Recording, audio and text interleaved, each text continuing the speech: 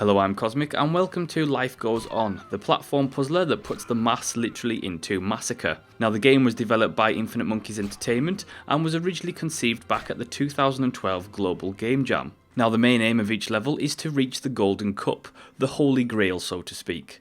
And how do you do this with all the death traps in your way, you ask? Well, it's very easy when you're a king with a portal and have an infinite number of knights to send to their deaths until you can accomplish your mission. In Life Goes On, if you die, that is not the end. Instead, you just send another knight through the spawn portal.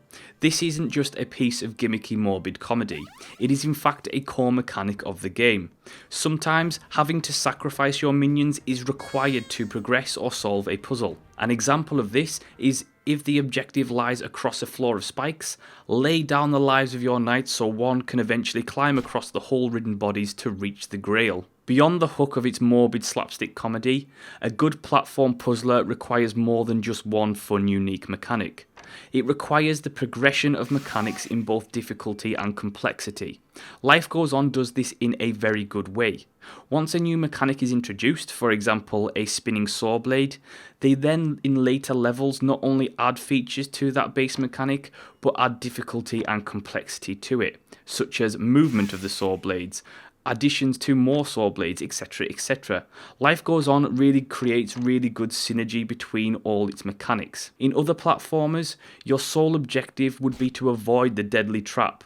However, in Life Goes On, you actually may need to use that trap to accomplish your goal. Perhaps you need to sacrifice a knight on a saw blade to strategically land the body on a button, or build a mound of bodies to reach a high up ledge. What this means is that the obstacles in Life Goes On aren't just obstacles, they become useful tools for you to use to progress. The difficulty progression in the game is also well paced. On top of expanding on base mechanics like traps, the game not only introduces new mechanics like electricity, but as you progress, it also introduces things like order and timing. In later levels, the order in which you do a puzzle matters. In one level, I had to use knights to activate various electricity circuits to open a gate. However, if I did this in the wrong order, I would essentially have to start over, as I would block myself off to the next circuit. Timing becomes an important factor too. You may have to use a dead knight on a rotating platform and a button tips it over. You must time this perfectly to land the dead knight on a button to move on. In later, more complex levels, all of these factors become intertwined, not only creating a challenging puzzle, but also creating a great platforming experience that captures what people find fun about the genre. Beyond the satisfaction of solving levels, you also have a set of bonus objectives for each level. One bonus objective is to use as few knights as possible to complete the level. Similar to golf, the fewer hits, or in this case dismembered bodies, the better. The high stress objective for the perfectionist is the time trial objective. The quicker the better. Easy on its own, but coupled with trying to kill as few knights as possible, it certainly does get the blood pumping and the fingers twitching. The art design of the game is also nice, providing great and interesting scenery changes when necessary, and it also gives a nice almost cartoonish aesthetic that really adds to the comedy and the general appeal of the game.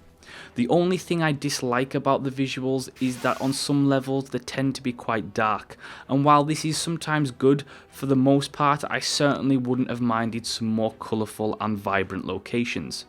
As in any puzzle platformer, level design is very important.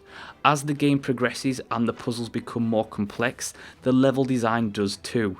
Levels are clearly designed with planning and really do help with not only the enjoyment of the game, but with the overall puzzles and difficulty. The sound design has also been really well implemented too, and really adds to the comedy and the overall enjoyment of the experience. Overall, Life Goes On is certainly a solid platformer that provides a mix of enjoyment, comedy and a good challenge. The game provides a unique twist, and this twist helps with the great synergy of the level design and its respective mechanics. For anyone who loves the genre, it will certainly cure that platform puzzler itch. And ladies and gentlemen, that is Life Goes On. Thank you so much for watching. Do like, subscribe and leave a comment. Also check out my other reviews, and I will see you next time.